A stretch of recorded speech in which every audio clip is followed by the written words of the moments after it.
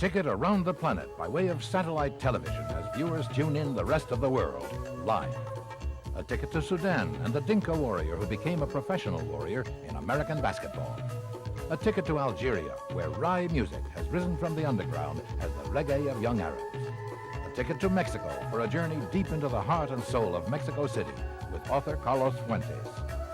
A ticket to Europe to find out whatever happened to the Habsburgs, Bismarcks, and Mussolini.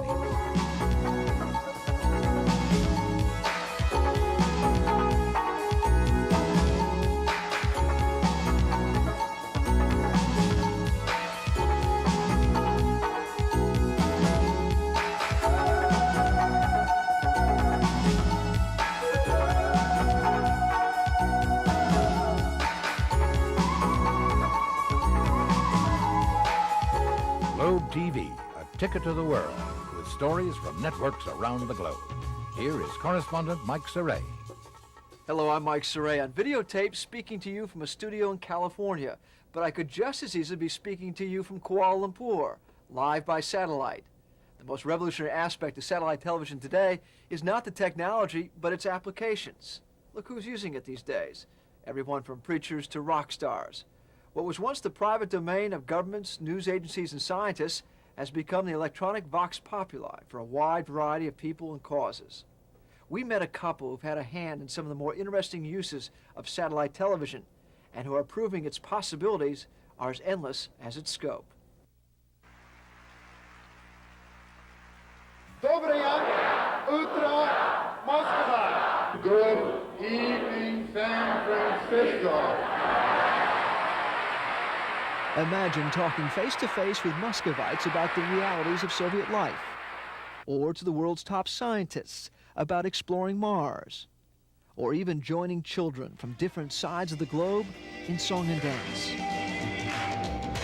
All of these possibilities are now a reality with a high-tech communication system called Spacebridging, live interactive satellite television.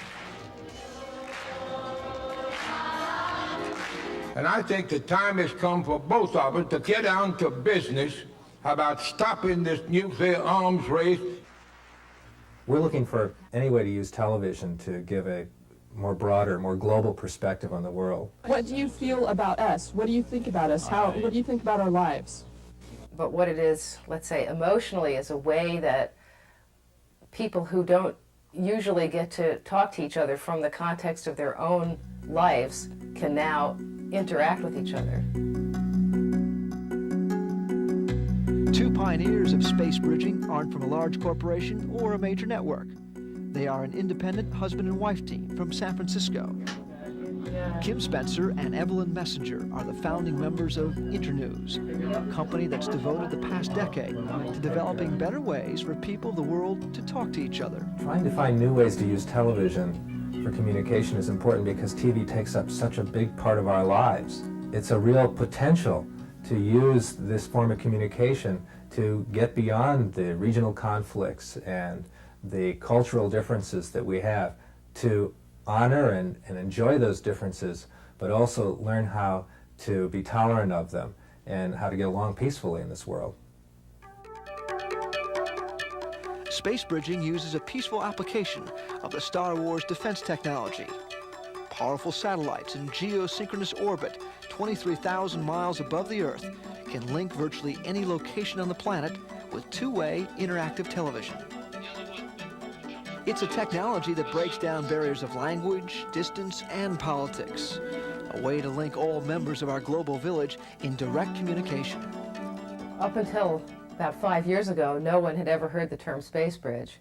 It was a joint invention of Soviets and Americans who were looking for a way for people to connect with each other over long distances.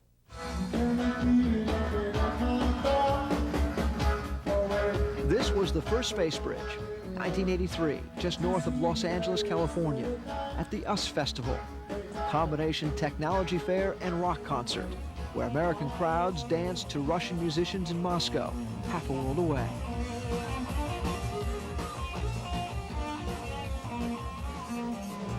Not only a celebration of music, the US Festival Space Bridge was the first time the Soviets allowed any type of live television exchange with citizens of their country.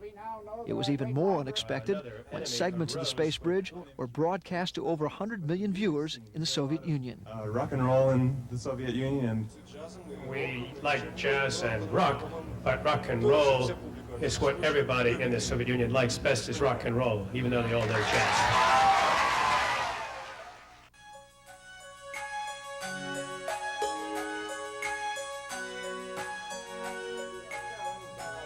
That first space bridge opened the doors of communication and exchange in the pre-glasnost Soviet Union.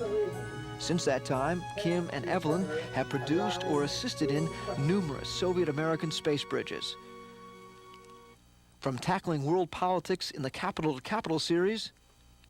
What is true is that the Soviet Union had been a hell for human rights for most of the century. To coordinating citizen summits. We believe that public opinion and popular protest as expressed in the United States can be a corrective. Freedom of speech is a great thing, but if nobody listens to that speech, then what use is its freedom? And remembering World War II with former Soviet-American allies. It was declared on each side that never, Russians and Americans will never fight against each other. Everybody will be against war. And therefore, the most important thing now is a lessening of tension. Thank you. One of the things that we really look forward to is a kind of ongoing satellite diplomacy between members of government who can just go into a kind of space bridging room and be linked immediately to their counterparts in other places in the world, so that instead of a hotline or a red phone, which is only available to the president, other citizens and other members of the government really have a chance to try to work out problems before they reach a flashpoint. Soviets and Americans aren't the only beneficiaries of space bridging. The technology has now touched nearly every country on the planet.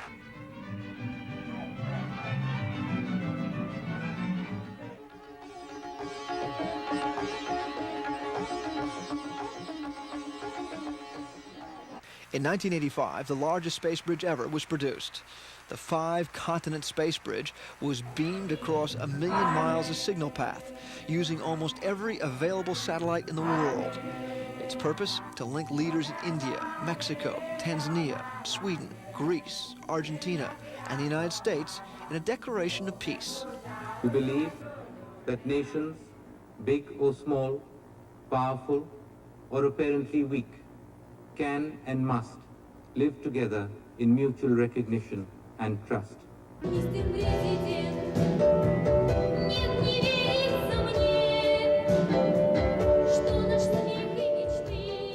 With the help of the Peace Child Space Bridge, children's theater groups from Moscow and Minnesota sang in harmony of a shared vision of peace and understanding.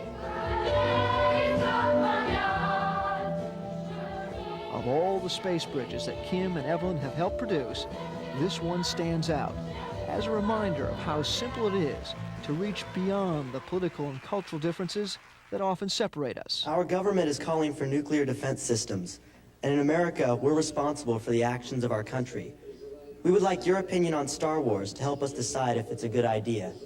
If weapons will be flying around in space, we won't have space bridges. We need to be talking to one another through space and not fighting. I love that space bridge. That was so, working on that was the greatest thing. Just being able to do those things and to see the way people connected was just really a reward for all the work we'd done. He knew the truth to find.